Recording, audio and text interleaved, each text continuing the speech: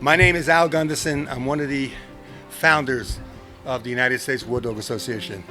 And I want to thank everybody for coming out here today and honoring these four-legged heroes from World War I and back all the way to the boys that are out there today that make it possible for us to be here. Just real quick, 5 of us got together that were Vietnam dog handlers, and our dogs were left overseas when we left. It really bothered us because we really never got to know their outcome. And we joined a group, and we wanted to have a chapter in New Jersey. And they didn't want a chapter in New Jersey. They were West Coast. And we said, you know what? We'll start our own. And we went to dog shows with coffee cans. We went talking at schools and stuff, dropped something in a bucket. And about 10 years later, it was our dream. We put that monument up, and we're celebrating 10 years of the monument. If it wasn't for these dogs, most of us wouldn't be here today. And I mean physically here today. Awesome. Oh, you talk about a ham. That's a good girl. I need A memorial to all those dogs that have, through the course of our history, worked with their human counterparts to ensure and protect our nation's freedoms. No better friend to the human companion, and no worse enemy to those who would do us harm. In our humble and imperfect way, we ask you to watch over and protect our four-legged friends. Keep them from all harm, and when their service is over, grant them a long and pleasant life with a family that will love and care for them. For all the dogs that you have called home, grant them green pastures to run in, sunshine to keep them warm, and your soft and gentle hand to pet them. We ask this in your holy name. Amen. This is a special place for folks my age and a little bit older. It means a lot to us. It took a lot to build the memorial itself, and then it was quite a few years later when we added this special part of it. And I remember when Ron came to me as the deputy commissioner and said, I want to do this. Well, gosh, so we're, back in those days, I was part of the state. We moved slowly in the state government. And so it took, how long did it take us just to get approval to put it in? So it was slow. I mean, it was slow to get approval for the concept. Then it was slow to get the bucks. I wasn't sure that I wasn't going to be retired as the deputy commissioner before we put it in. But I'm happy to report that we had just 10 years ago, I can't believe it, Ron, 10 years ago, that we added it. And I'm also proud to say that when I retired from the MOV in 2010, the gift that I got from Ron and his crew was a miniature of the memorial. It's really special. I think about the names on the wall of the memorial. And then I think about how many more names would have been on that wall without war dogs. There is a direct relationship. And I also think about today in this current war and the lives that are being saved, the lives that were saved in Iraq and Afghanistan, and now we're back into Iraq and Afghanistan.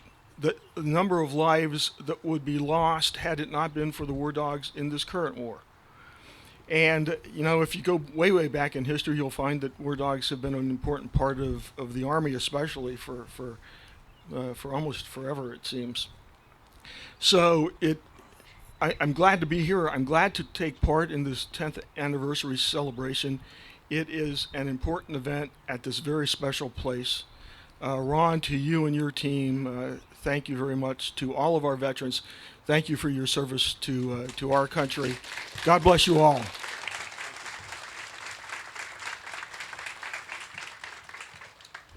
Thank you so much, Colonel. Okay, the next guest, really don't need any introduction, but right now he's the Department of the Army Military Working Dog Program head. All right, he has, just real quick, I just want to read a couple of things. All right, he has the Bronze Star, the Meritorious Service Medal, Army Commendation, Iraqi Campaign, Medal in Global War on Terrorism. He's a graduate of Air War College and holds a master's degree in defense management. Colonel Vargas, a native from Brooklyn, New York, and his wife, Lieutenant Colonel Norma Vargas, are from Hampton, New York, and currently reside in St. Petersburg, Florida. Colonel Vargas, would you please come up?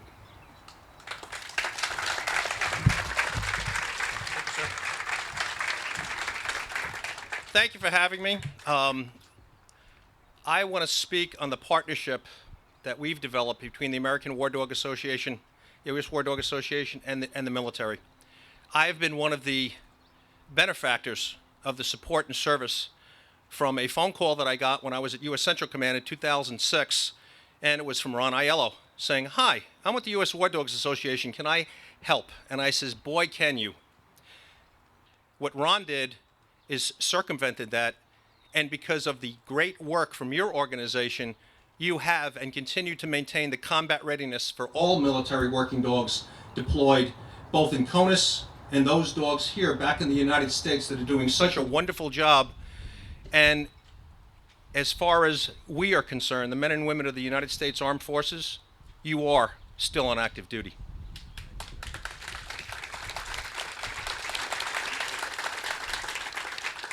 We have continued to move forward in the Department of Defense with ensuring, because of your efforts, that all military working dogs and contract working dogs deployed overseas, none are left behind. They all come home for final disposition.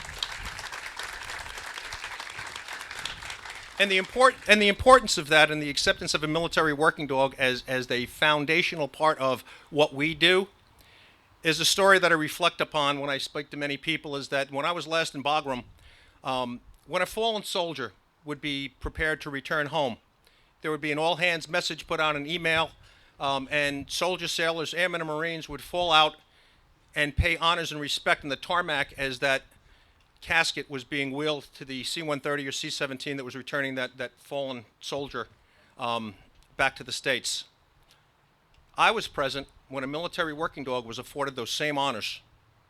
Approximately 6 or 7 people fell out at the position of attention, presented arms as the small casket containing the remains of a military working dog were paraded across that tarmac to that waiting plane. I want to thank all the sentry and scout dog handlers and all the Vietnam veterans for your service.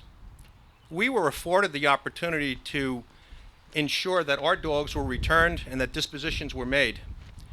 Unfortunately, because of the policies at the time, the issues that were concerning people about the health of these dogs and what type of diseases they were bringing back, the majority were euthanized in theater, or, as we say, the handlers had to drop a leash and let the dog go as they were getting ready to get in the back of an aircraft returning them back to the United States, not knowing the fate of the dog, leaving it to the clemency of the locals. Well, thank you for your efforts to make sure that that will never happen again. And as we continue, and we will continue to utilize the military working dog, there is no capability that can detect explosives or narcotics out there that can do the same thing, that has the same capability as a military working dog. We need military working dogs, and the thousands and thousands of lives that they have saved throughout the courses of our previous wars, the current war, with a resurgence of forces going back to Iraq, it's immeasurable. And because of your dedication and your motivation and your support, we will ensure that we will continue to have combat-ready military working dogs to keep our young men and women alive. Thank you. Thank you for coming here. We have 2 new best friends that I'd like to introduce. First of all, Senator Thompson.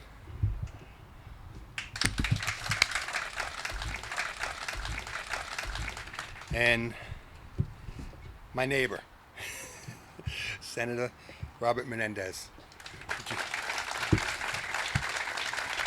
Thank you. Well, good morning, everyone. I am thrilled to be here, and let me first start off by thanking all of those who have served our nation. In the long history of the world, only a few generations have been granted the role of defending freedom in its hour of maximum danger. They didn't shrink from that responsibility, they welcomed it.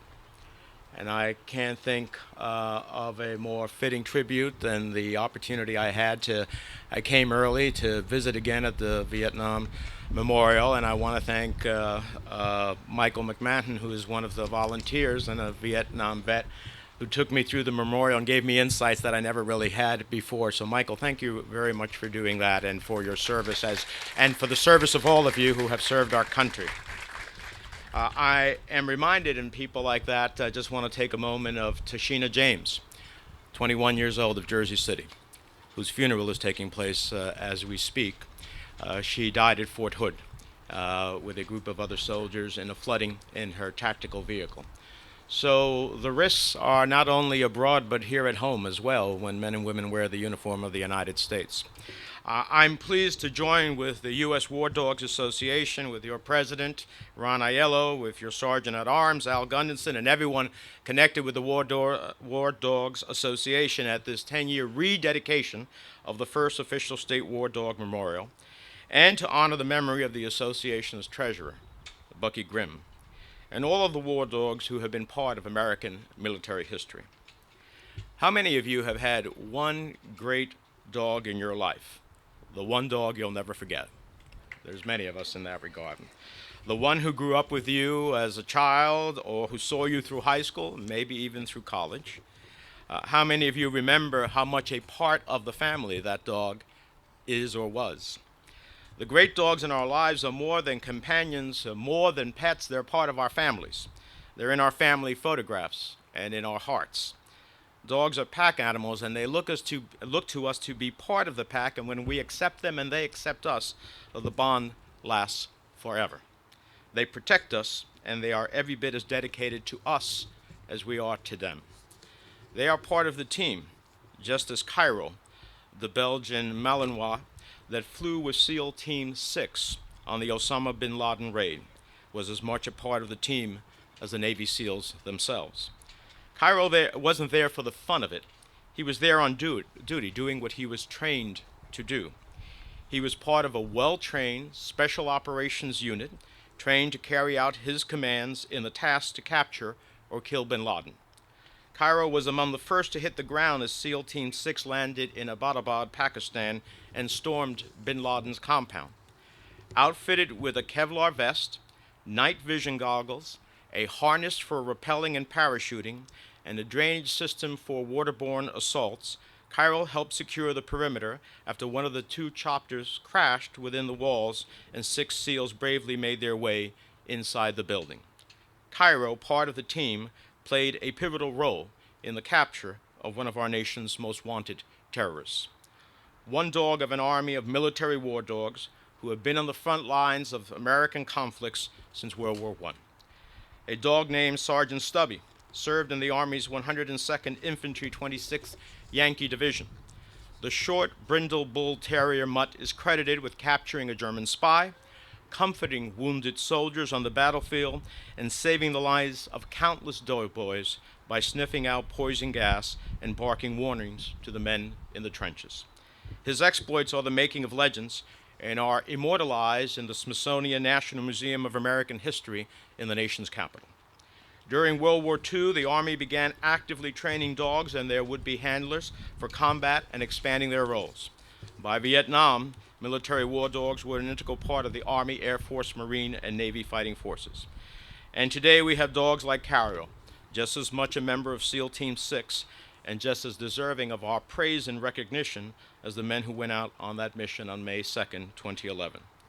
To this day, Cairo, Stubby, and all the other military working dogs that have served so valiantly to do their jobs, protect their team, their platoon, have yet to be formally recognized by the United States military, despite having served multiple tours or being injured or killed in action, and not unlike other wounded warriors, some return home missing limbs. If we as a nation can strap a Kevlar vest on Cairo and send him on a secret special operations mission to take out bin Laden, then it seems to me that we should be able to pin a medal to his collar because he just isn't any dog. He's a SEAL, and he deserves our respect and recognition. Now, I want to be clear. I certainly am not singling out war dogs over our sons and daughters who serve in uniform and stand in harm's way. I've made it my mission in my 24 years in the Congress between the House and the Senate, and certainly in the last 10 in the Senate, to get the men and women who have served our country with distinction, and often who are forgotten, who have not gotten their medals, including most recently a World War II veteran who took forever to get their medals. But I was honored to deliver it to him while he was still alive. And so we will continue to do that. But at the same time, I'm simply saying that the dogs that are trained and served in the military are part of their team.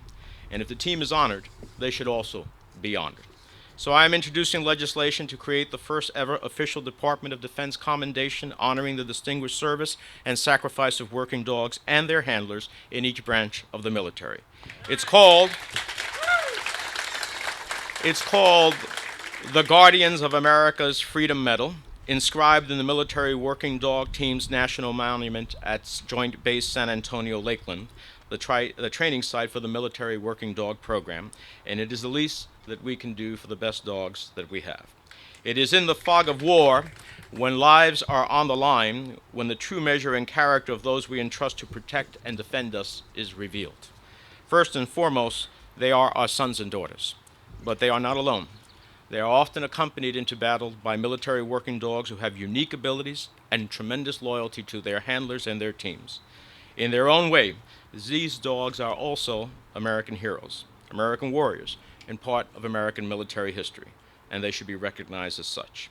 We should commend them on the record and give them the respect and recognition they have earned and deserve. The 10-year rededication of this memorial is the right place and the right time to honor these military working dogs, sensitive, high-value military assets that are assigned an identification number and a job classification that makes them part of our military service. They deserve more than a pat on the head and a treat. They are soldiers and veterans and should be honored with the teams that they serve. So that's how I intend to join with you in remembering our military working dogs. Thank you very much. I want to first of all thank Marine retired Mike Ortega, who is a special assistant in my staff, who brought the concept to me. Mike, thank you very much for your service to our country and for your service every day in the office. And on behalf of this special occasion, I have had 2 flags flown over the Capitol of the United States, and one is for you, Ron, on behalf of all the membership, and the other is for the membership itself. May it fly in freedom and in remembrance of what you've done here today. Please come on up and... Thank you very much. Thank you for being here. Thank you so much, and I want to commend you for your efforts. And like I had said before, most of us would not be here if it wasn't for our dogs. And I don't mean just physically here talking about them. I mean here. We would have been coming home with the 6. All right, before I introduce Ron, can I just have you do one thing? Could you just stand for 1 second? Over on your right here. Come over a little bit more. These 3 soldiers and the 4-legged heroes just returned home from doing a tour.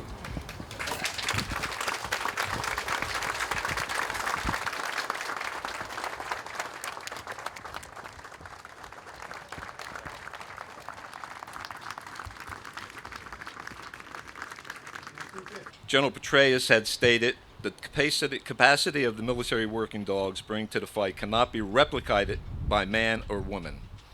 By all measures of performance, their yield outperforms any asset we have in our inventory.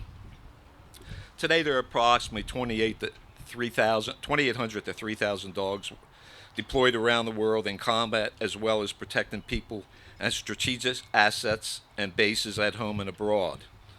In these times of modern In these times of terrorism and other threats, working dogs aid not only the military but a host of local and national law enforcement agencies.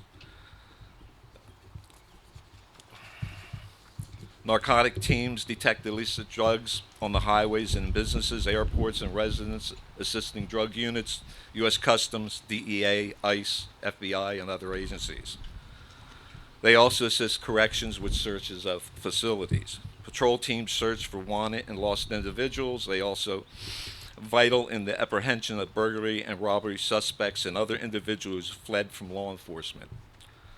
The dedication of these canines and their handlers save lives and prevent terrorists and illegal events daily around the world and our communities at home. The dedication of this memorial today in honor of those noble canines and their handlers is a tribute to the way of our life and those of 2 legs and 4 paws who work tirelessly to keep us safe. Thank you. All right, you ready? Yeah. This is Robert Cicero. This is one of my brothers, one of the founders. This is Bucky Grimm. I never knew his name was Francis. I always thought his name was Bucky. What a hell of a name to name a guy. They will be doing some acknowledgments. Thank you. Good afternoon. What a great turnout. What a great day, huh? Well, 10 years since we dedicated this back in 2006, and it really doesn't seem that long ago, but I guess it has been. And the reality of the situation involves, people who, from the littlest tyke throwing a quarter into our collection pot to corporations lending their support and continuing their support throughout the years. To begin with Kelly Watts, who was the executive director at the time for the New Jersey Vietnam Memorial Foundation, as well as Colonel Abel, who really got the ball rolling for us, and we thank you again, Colonel. We then commissioned Bruce Lindsay to complete this beautiful masterpiece just behind me, which he did obviously in one great fashion. We have to also acknowledge AKC for allowing us to set up booths at their various dog shows to sell our wares, to raise the funds that were needed. We'd like to also bring special thanks to all the individuals who bought a t-shirt, a harness, a collar, what have you, which all helped into the kitty to raise the necessary funds. Right down to an elementary school in Staten Island that had a fundraiser for us in 2 grades, which, if my memory serves me right, they raised about $600, which I thought was terrific. I'd like to also thank the various corporations such as Pet Value, who continues to support us in a rather large fashion.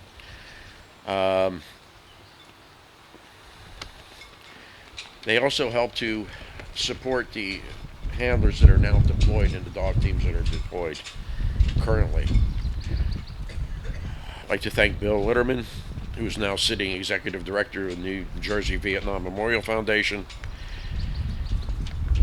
Chris Maurer and Louisa Kastner of Mission Canine Rescue, Chapter 6 of the U.S. War Dogs Association out of Houston, Texas. And of course, I'd like to thank our distinguished congressmen and senators who have come and spoke their piece concerning the our heroes, which are the war dogs. And a special shout out to Mike Ortega. That about covers it for me.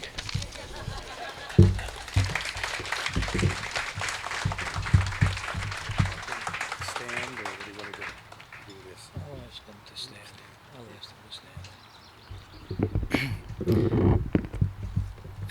At this time, before I read off these names, I will ask everybody to please stand in honor of these men who were killed in action, who were from the state of New Jersey. First name, Charles Paul Brown, United States Army, deceased March 9th, 1967, 40th Scout, South Amboy, New Jersey. Benjamin H. Mason, Jr., United States Marine Corps, September 4th, 1967, Sentry Dog, Piscataway, New Jersey. Claude Joseph Gaspard, Jr., Army, April 20th, 1968, 33rd Scout, Short Hills, New Jersey. James Allen Johnson, Army, August 1st, 1968, 39th Scout, Kelly was his dog's name, Jersey City, New Jersey. Alden John Bullwinkle, Army, September 11th, 1969, 61st Scout, Dunellen, New Jersey. Richard Howard Ford, Army, January 18th, 1970, 35th Scout, Surf City, New Jersey. Robert William Elliott, United States Marine Corps, August 9th, 1970. Mine Dog, Woodbury, New Jersey. David Allen Newdenberg, Army, November 12th, 1970, 63rd Scout. His dog's name was Heidi. Caldwell, New Jersey. Christopher Sino Zarnada, Army, March 22nd, 1971. Perth Amboy, New Jersey. Thank you. You may be seated. We've added one more item to the agenda. All Vietnam veterans, would you please raise your hands? Would you come forward? We will be presenting you with the Vietnam War lapel pin for the 50th anniversary of the Vietnam War. So if you'd like to step forward.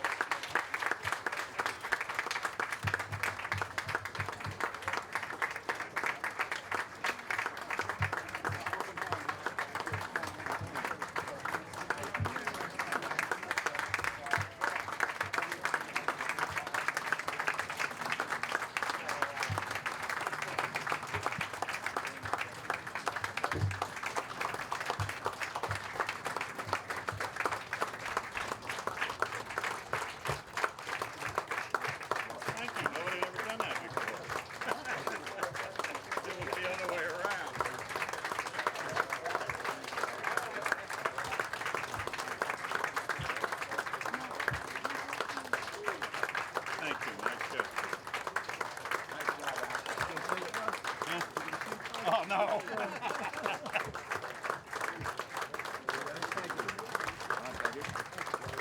Pardon me.